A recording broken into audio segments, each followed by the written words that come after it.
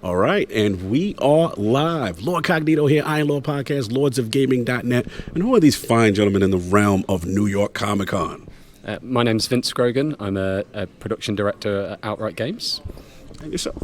And my name is Juan Raigada. I'm a creative director at Heartful of Games. Nice. So we got to talk about the main event here, where we are here. Teenage Mutant Ninja Turtles, Mutants Unleashed. So for those living under a rock who know absolutely nothing about this game, what is the premise of this game? So Mutants Unleashed is running right off the back of the success of the Mutant Mayhem movie. The game takes place right after the events of the movie, so those familiar with it will kind of see that follow on, or fans that are brand new to it can just jump straight in and enjoy our brand new storyline. But yeah, the Turtles have been accepted by the New York and the civilians, and everything's going well. But all of a sudden, this a new batch of mutants turns up, and they're hospitable at the start, they're friendly, but then something starts going wrong. They start going a bit rogue, they turn a heel, and it's all about the Turtles and April together investigating what's behind the mutants turning bad. Like, we know that mutants aren't bad, they're good, so what's going on? And yeah, that's the setup.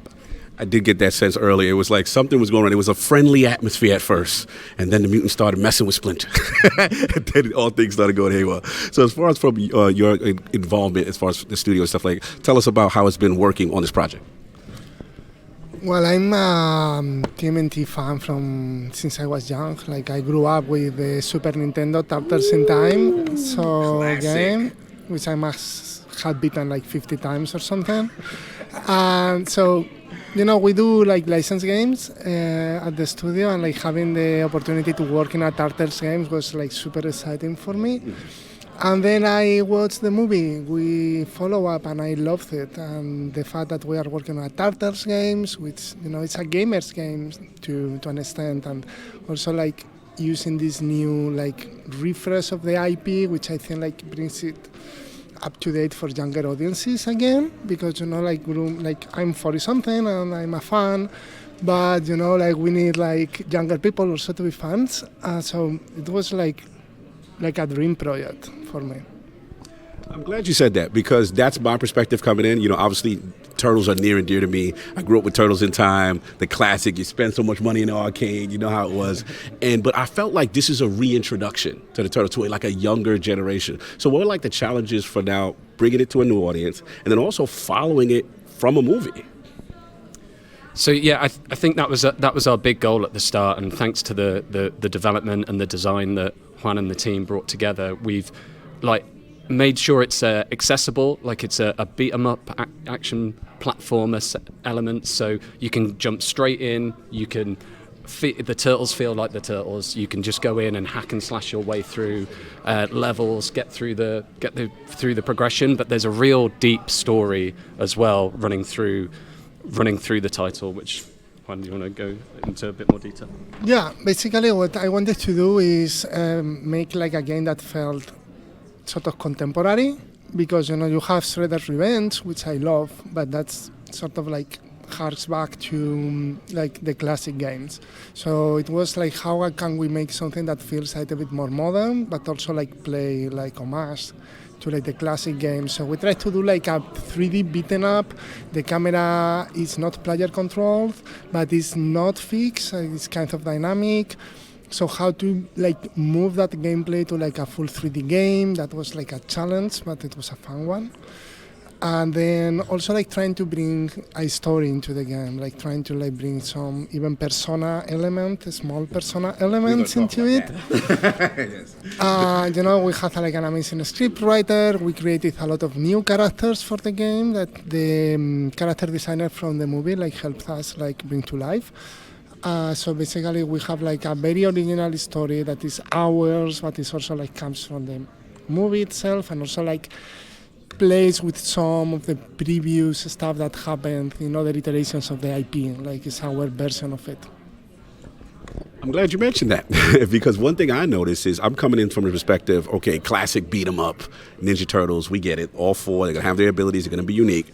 But one thing, Addict, that we noticed when we were playing the game is felt persona elements, like almost day-night cycle and then skill tree, which was really surprising to see how like you can advance the characters, things like that. So, what made you kind of go in that direction and actually add more depth than just a traditional beat 'em up? Because that actually impressed me, that it had that level of complexity to the gameplay.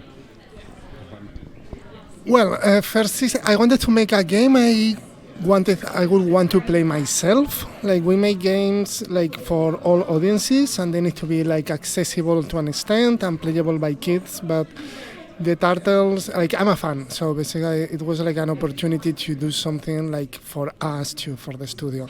So we looked at games we like and like how to create a experience that could be compelling, like through like a longer experience, a longer term. Like the game is not a short game. It's not huge. It's not Persona. Right. We are not Persona, but it's a pretty long game. And how to make it compelling and keep mechanics and new stuff like coming up all the time. So that's where the skill tree and the RPG light elements came in, and it's also really fun to come up with like new abilities and stuff. So No, I appreciate that. One thing you mentioned was accessibility, and obviously we'd be remiss. Cerebral Paul, one of our members of our accessibility team, is always about trying to get gamers to be able to play games in different ways. Has anything been thought about this game in terms of for the accessibility community, or things that maybe features you want to add, or maybe that exist currently in the game? Yeah, we've got some features we're going to roll out post-launch coming through in the pipeline that we're working on. When we talk about accessibility at Outright Games as well, we kind of also feature just like children and younger audiences. So even I think the great partnership that we have with A Heart Full of Games is that they're bringing all the experience and game design on how to make really interesting, deep gameplay. And from Outright Games, we've got that history of like making games for children. Like we go through playtesting. We've like had numbers of rounds of playtesting using some industry experts on how to make sure like the menus are navigable. We've got the games fully VO'd and localized in a ton of languages. In the VO, we've got the main four kids from the movies reprising their roles, and a few other like special voiceover talents from the industry as well for the wider cast. All the NPCs are VO'd as well. So yeah, the accessibility really just comes in from that ability to just sit down, pick up and play at any point. We've actually, the guys also designed this amazing modification system, which I'll let Juan discuss. yeah, so again, we want to make something that kids can play and something that we can play. So we designed a dynamic difficulty system that is sort of hidden when you play the game. It's in the mutagen pollution system. That basically determines how hard the enemies are, how many mutations appear for each enemy, and if you don't play that well and that pollution goes down, the game turns into an easy mode, and we have like actually like different platforms to make jumping and navigating easier for players that might have issues with that. And then the enemies are easier. So there is like a hidden difficulty system with a lower bound that is thought around like making it really accessible and easy to play. And I'm very proud of that feature at all. That is very cool. As a person who plays dynamic difficulty games, and I believe it's the game MLB The Show, and based on how I perform, the game will scale.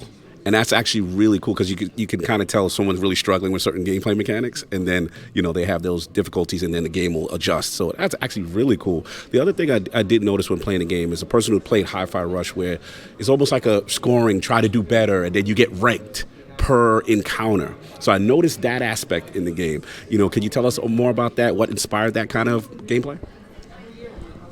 Well, Hi-Fi Rush was actually a reference we used, so that's a good call. Okay. That's a really good call out. In general, I like personally Japanese beaten ups / character actions games, and they tend to have these ranking systems.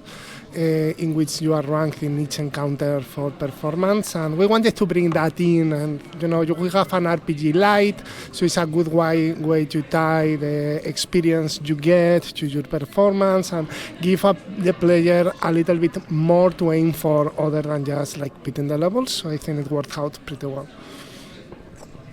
Yeah, there's also the awesome modification feature as well, right? So you can also modify the gameplay with the tokens from. It's a really well designed, like woven into the narrative is one of the NPCs, Wingnut. Her storyline allows you to access this like haunted arcade machine, which will give you tokens, which will then like add buffs or debuffs. So you can also make it more challenging if you want, using some of those buffs, and also further modify the adaptive difficulty just to add like extra health pickups or easier enemies, right?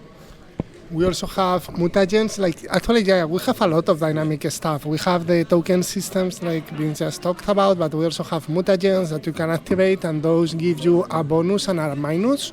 So basically you get more XP, but enemies they do twice the damage or stuff like that. So the player can sort of adapt and tailor a difficulty for him or herself and play the game at the level they will enjoy it most. So, yeah.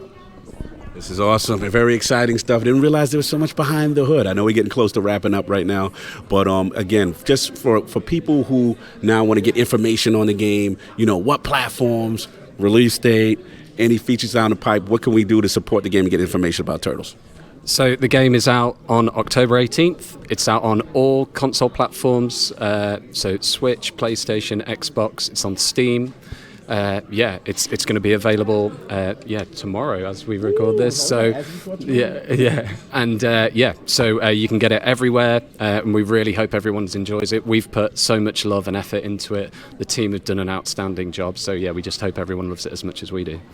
Likewise, again, you can see it's a passion project. One last question, RK, before we head up. Can you describe how the game runs on Nintendo Switch? Because the Nintendo Switch is a platform that this game's audience would really gravitate towards. So any comments on how it performs on that?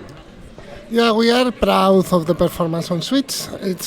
We all know Switch performance is always kind of tricky for some games, but this is not our first rodeo, and we have done this several times before. And we have it's not locked, but it's close to 30 frames per second locked most of the times. We have like a dynamic resolution system and other stuff under the hood to make sure it runs. We also chose an art style that scales really well for Switch. So of course, textures are lower res and whatever. You don't notice it that much in Switch because the art style scales up and down really well. So we are very proud. Loading screens might be a little bit longer on Switch just because of the nature of the system, but it's not too bad. And other than that, we are super happy with performance on that system. Thank you so much. All right, you heard it here first. Ninja Turtles, again, out as of recording, will be tomorrow. All platforms. Again, if you're a fan of Ninja Turtles, it's a new, exciting look and take on it. And almost for that young generation, they reintroduced them to get them to where we used to love our beloved franchise. So again, an absolute pleasure to have you in the realm of the Lords. Thank you so much for your time.